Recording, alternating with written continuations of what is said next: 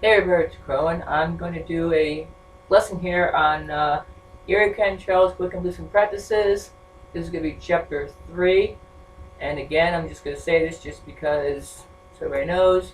No, I do not endorse area control in any way. These are just the books that I have learned from.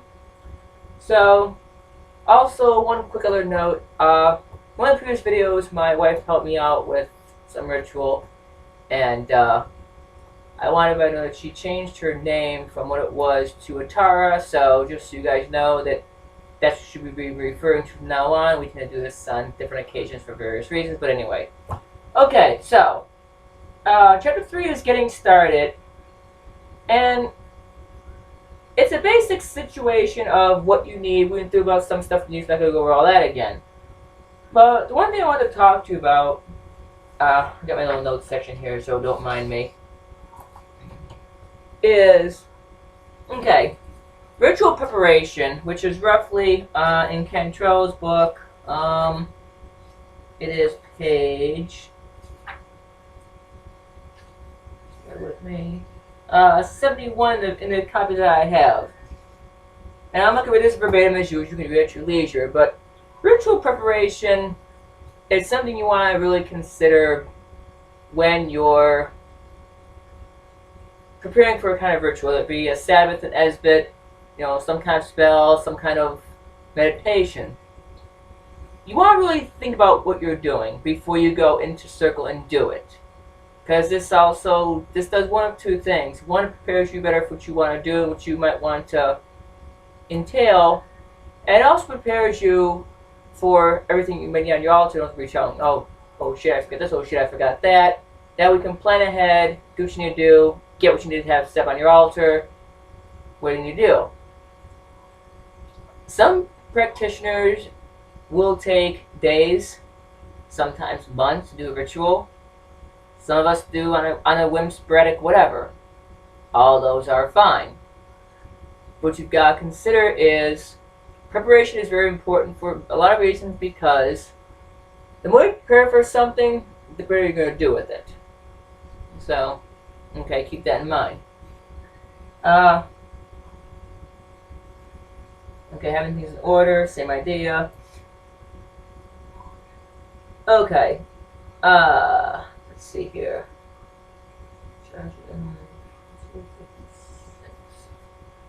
Okay, the next thing I'm going to cover in this book, I'm going to get to it first. And I'm not going to read the whole thing, I'm just going to read the first couple lines of each one, just to give you the idea. Is the charge of God in charge of the goddess. Now, I don't specifically use these in my rituals, but I know some people decide that you want to, and that's perfectly fine. But basically, they are the respect of the god and goddess. When you read the charge of the god and charge of the goddess, they're to make the god and goddess known in your ritual area, circle, temple, coven, altar, whatever you want to call it. But I'm just going to read the first few lines of each one so you get the gist of what it is.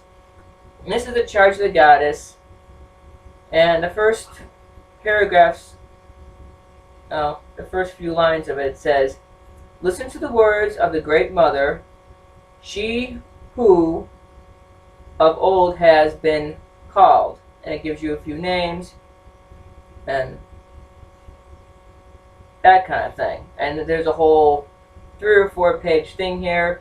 Some covens or circles will go through the whole book and have different people read different sections of the charge. That's fine. Some HP or HPSs prefer to read the whole thing by themselves. Again, that's fine. In charge of the god is pretty much the same thing. It's the same concept. It says, "Listen to the words of the Great Father, who of old was called," and it gives some names. And it goes on a couple more paragraphs. And there's different versions in here as well. So, if you choose to do that in your circle or your ritual, that's great.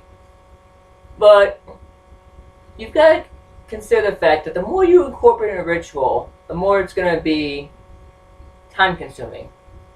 So when it's something quick, you don't have time to do that, then you just do your normal quick rituals that you need to do. So, but just put that out there. Okay, let's see here. Okay, we touched on altar setup, but we didn't touch on temple guardians. Just the basics of what you have on your altar, your candles, your thami, your candle, all that stuff. For those of you who may enter a coven later, or even a circle family, but it's more directed toward covens, you have 4 temple guardians. These people are not directly involved in the ritual. They may be witches, but not directly involved in the ritual. This is mostly geared towards what we witches call PRs, or public rituals, just because of the way society is nowadays. You've got to do it because of society that doesn't appreciate or doesn't recognize us as a religion. But temple guardians are there for a number of things, but I'm going to touch on the basics that they're for. They're there to, 1, protect your watchtowers. Some covens will have up to maybe 6 or 8 of them, depending on, again, where you're at, what you're doing. They're also there for, cutting in, cutting people out. They're also there for the protection of the circle. If somebody tries to break it, they have full authority by the coven to do what's necessary to keep that individual from crossing and breaking your circle. They are outside of the circle. They are not casted in the circle when the initial circle is casted. So the HP or HPS, or whoever has cast in that circle, they are literally outside your circle area. So keep that in mind if you use temple guardians. These have to be people that don't necessarily, that they don't practice, but know that they're not going to be part of that ritual for that particular time because of their protection, they're protecting that circle. Sometimes people use these for the hand fastings, use them for requiems and sometimes baptisms, but not use baptisms because that's more done on a more sacred, in-house thing. But outside, mostly for public rituals, this is going to be done for safety purposes, basically. So, just on that. The other thing I want to touch on, real quick, and I'm going to go into Ray Buckland's book here. 82 and 84. Okay.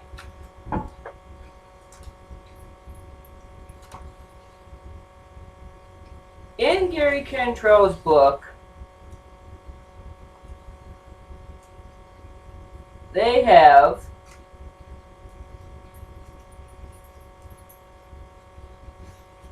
a quick list, pages 82 to 84 in my book, of candles, what to use. I'm just going to read all these just since it's easier.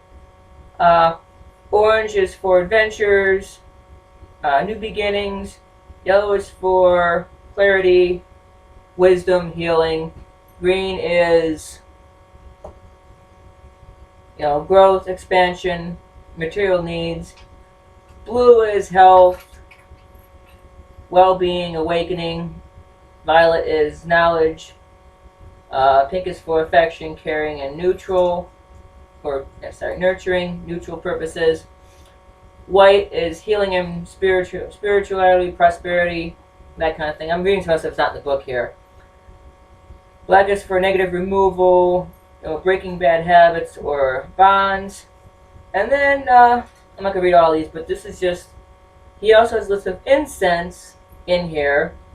He's got lavender and its purposes, frankincense and its purposes, and it tells you the elements and what the element that particular incense is used for and has, and so on and so on. So, that was from Cantrell's book. Now we're going to go to Buckland's book here. And we're going to do lesson 4 in Buckland's book. And that starts in my book on page 61. Let me get to 61 here.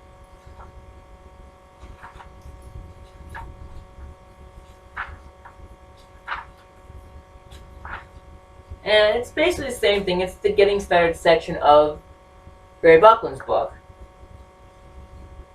Now, he says rites of passage. Okay, well, and just the first paragraph states, a rite of passage is a translation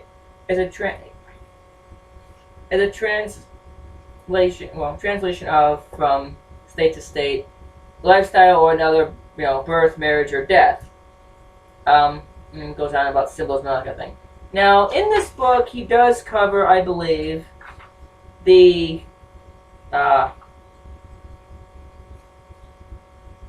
different, Wiccrium, Wickening, and hand fasting. I believe it's in this chapter, but we're not going to get into that right now. When you get started in the practices, the one thing you want to consider is this is a big step for anybody. Once you do a certain part of the craft and you believe that you're ready to advance, you've got to go through these rituals.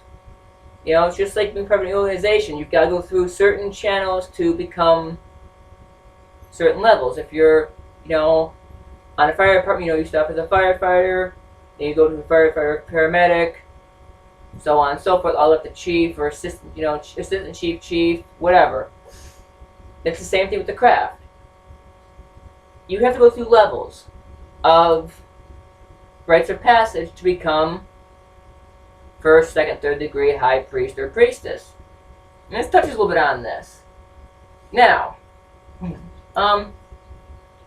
the next section is self-dedication.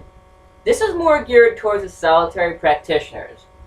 But everyone has to go through the same kind of ritual, whether it be self-dedication or in a covenant circle family. Now, here is the thing I have to tell you. And again, this is just the way my covenant was taught and how I did things. Your first degree initiation rite isn't going to be, not going to do any wild and crazy stuff or anything like that. Your first initiation rite as a first degree high priest or priestess is going to be a simple basic ritual, simple questions like, do you accept the regulations and laws of this coven? Have you chosen a craft name? That kind of thing. But your second and third degree initiations are going to be a little more in detail and in depth, because you're taking a bigger step in the craft. Now, here's what gets touchy, folks. Most people, they're in covens, and I'm not saying all, but most. Your third degree initiation rite as a third degree high priest or priestess, and I can't do this on video for obvious reasons because the YouTube right kicked me off the channel, are done skyclad. That means nude, naked, in your birthday suit, whatever. So, if you have self-esteem issues, you have to go over it real quick. I know there's bodies, different shapes, different sizes, different whatevers out there. This is why the craft is more geared towards the older community. I know you 16-year-olds out there and younger folk out there, you see something naked, you want to giggle, laugh, and all that stuff. In a coven, that's not respectable. If you are lucky enough to get into a coven at a young age, you better learn real quick that you see someone's ass naked, you better not giggle, laugh, pop a rod, get wet, whatever. Because I'm telling you right now, you're going to hear about it later. Some covens are very strict on rules and regulations. So, this is where you guys got to learn, self-control, keep it down, don't say, oh man, she's something, doing, you're going to hear about it later, I'm telling you right now. This is where you guys have to really learn self-control. For you older folk out there, that doesn't apply. I've worked skyclad many times with people, and I can tell you, and I'm not trying to be an asshole, but I've seen some people I didn't even want to see skyclad.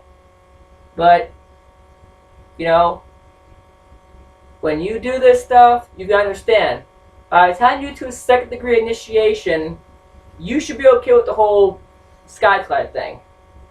You know, I'm not mentioning anybody's names here, but I was in a circle family with some people for a while, and we had two guys, you know, that were, you know, a couple, and for whatever reason, we don't know why, they had problem looking skyclad. So when we had skyclad, they either just didn't come or we just didn't let them know. But again, that's their preference.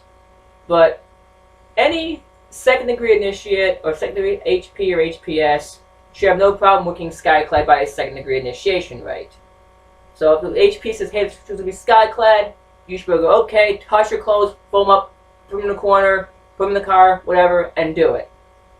There should be no problem with that. So get that in mind in your heads. When you go to your third degree, 9 times 10, if you're within Coven, it's going to be skyclad. So prepare yourselves for that. The other thing in here, there is a ritual here for self-dedication. You guys can read that at your leisure. The ritual for tying the hands is in here. The purpose for that is in here. And the purpose is why the person is bound and that kind of thing. So, I'm looking at that right now. I could use Atara as a demonstration, but I'm not going to do that because I don't want to torture her too badly. Then again, she might like that kind of stuff. Anyway, never mind. We won't go there. And of course, there's a picture of the both skyclad people in the ritual area, and then there's the ritual that corresponds with it. And then, of course, there's the questions. So, the other thing I want to touch on with the getting started thing is, what else you get to realize when you're trying to do rituals and any kind of spell work, and this is getting more advanced a little bit, so I'm going to give you some more advanced tips. There is no right or wrong time to do ritual. You can do it early morning, midday, at night, doesn't matter. But the one thing you want to consider is energy works a lot better between what we call the witching hour, which is midnight, and 4 a.m. Me personally, I prefer to be working somewhere between 12 and 3 in the morning. The reason for that is, one, the energies flow better, and two, most people probably sleep unless you've got some kind of job we have to work at night. But the energy works a lot better at night. You know, you got more quiet time, you know, but you're not like, it's likely to get a phone call, it's likely to get, you know, something to disturb you, you know. I mean, unless you have a kid or something, they wake up at that's beside the point. But you're less likely to be disturbed. The other thing that I want to touch on with working at night is you're less likely to have other problems, you know. Different things can go on.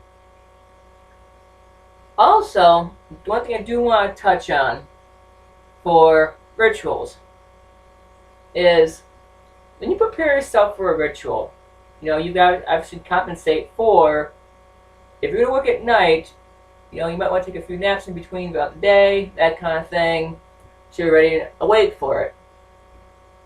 But here's what I'm going to tell you. Now again, there's nothing wrong with it, but I would not do it. You know, I know everybody, and I do it myself.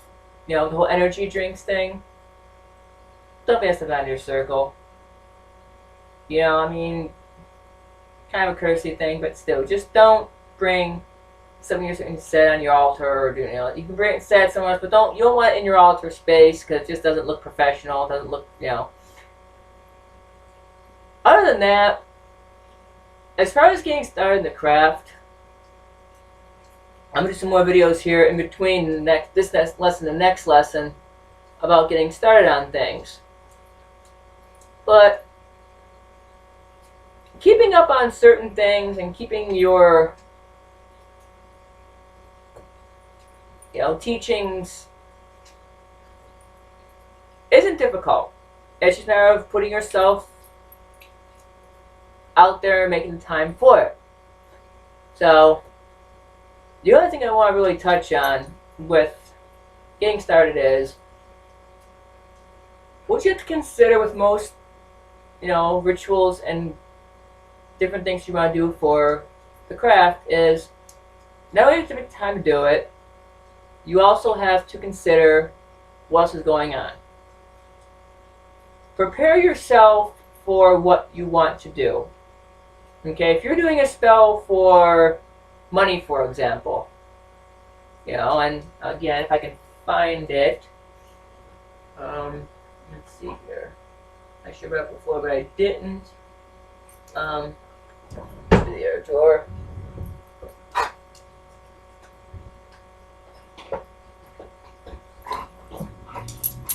Alright, here's the top drawer.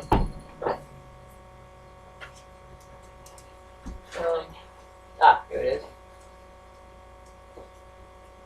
I do recommend that you keep at least a $1 bill in your ritual items.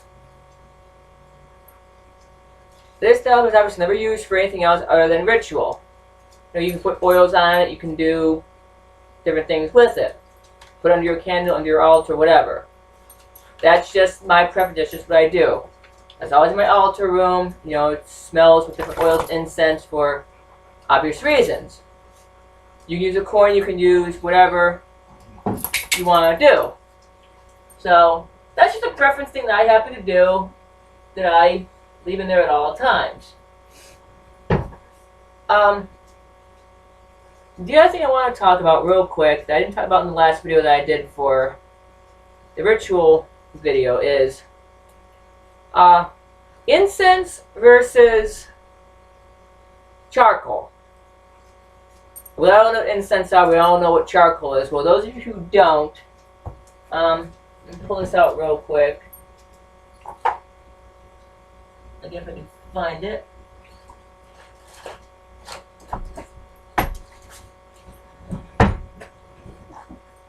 Sounds like being prepared. I'm not prepared for what I want to talk about. Maybe it's over here. Bear with me a minute. Yep, moving on. That's fine.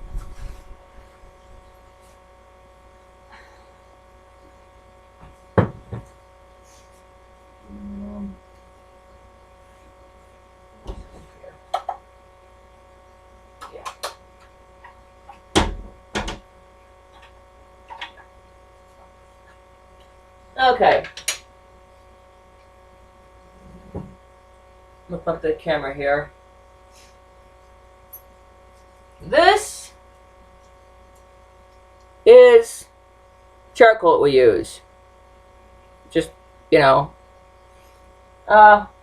basically all you do, I'm not going to do it because I'm not doing any kind of ritual at the point, is you're going to want something, this is just a regular copper pot that I bought at a junk store, and you want to put sand in it.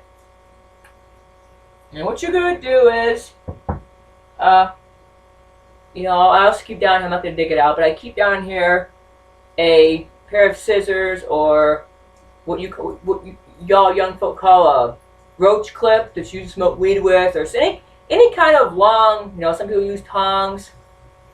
You want to hold it because it's going to get very hot very quick, and you're going to light it. And you're going to set it down in the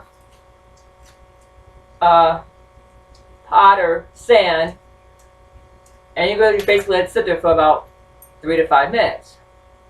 And what you're going to do is you're going to pull out, it's just a mixture I did, something like this. This is what we call powdered incense, okay? And all you do, I'm just going to demonstrate.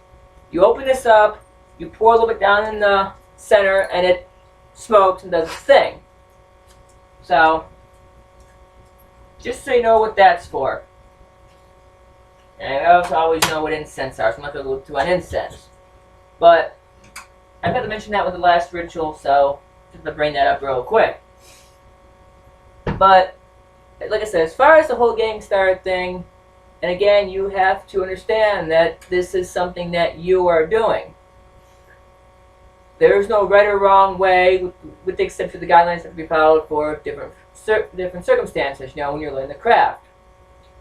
I am going to try to get some more items to show you. I've not showed some ritual items before, but I'm trying to get some other items to show you that I haven't showed you, like the bowling and the different things there. But let me just show you real quick. Hang on a minute. Tara, can you open that cabinet for me, please, with this key? And on your right side, I believe, are a bunch of just regular knives. Just pulling them out. They're kind of sitting on the right side there. You should be sitting along that side right there. Just pulling one of those out. I don't care which one. Upper shelf. Doesn't matter which one. Okay. This is just a simple white-handled knife that's not, now, most blings they say have to be white-handled. Actually, I'm going to pull this out and demonstrate on this now. You leave it open for right now. Some will say white-handled knife. Well, doesn't really matter. But this is just a regular, again, something from a junk store that I used to cut into herbs or, you know, scrape out candles with. There's a bunch of them in the different sizes, different shapes. But doesn't have to be white hand, which is just basic knife that you use for cleaning your candles out or different kind of things. One thing I want to touch on about candles. If you are doing spell work,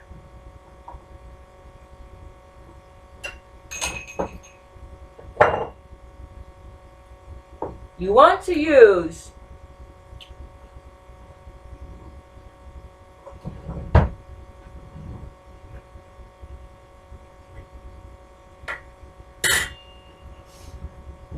something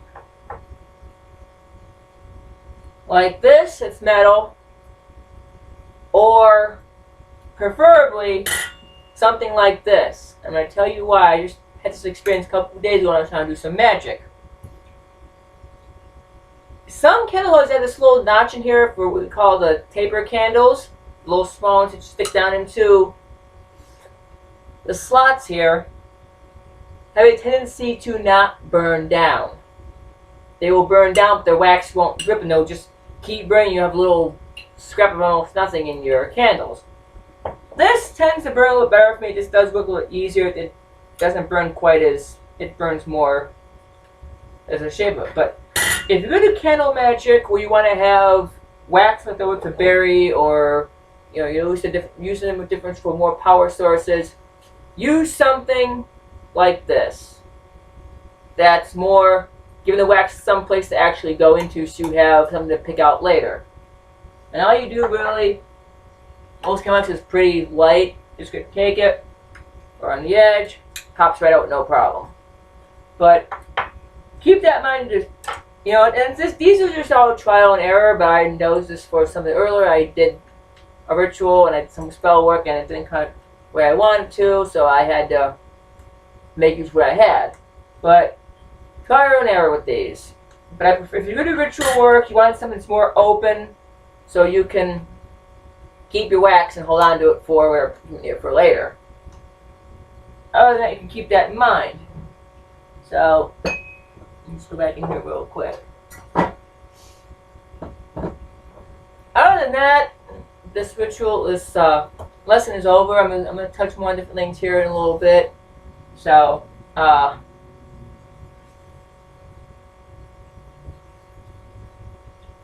you're gonna keep going here and learning more and more. We're gonna get a little more advanced here pretty soon. So also, I want to touch on before I put that back, hon. I don't know if you noticed what I just did here, but when you hand somebody a ceremonial tool, actually just come up here. Fix your tie cord, just come up here.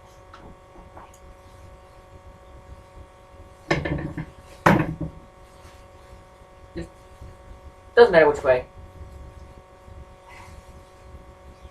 When you hand somebody a ceremonial tool, whether it be an athame, a wand, sword, whatever. Oh, there's the sword here too. The wrong way to hand somebody a knife or ceremonial tool, and again, I say this, but you don't want to do this and point the blade towards them. And trust me, I've seen it happen. Hey, hand me the athame. Yeah, sure. Don't be stupid. The proper way to hand somebody any kind of ceremonial tool is handle side first. And you can do it, you know, I just put the palm of my hand and put it over. And then she's going to take and do what she needs to do with it. And the same goes for a sword, whether it be sheathed or unsheathed, you hand it towards, you don't take it, I'm showing. Handle side always. You know, if it's in a sheath, you know, you might want to hand it sideways or something like that, but you don't want to ever hand it point because, one, you don't actually poke somebody with it or cut them, worse.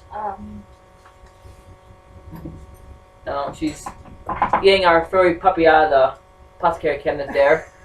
But, you know, think before you guys do things. I mean, you know, be careful. So, again, as always, you know, the ways to contact me in the About section on my page, the phone number, the Facebook page, or the email. As always, look for more videos, and blessed be.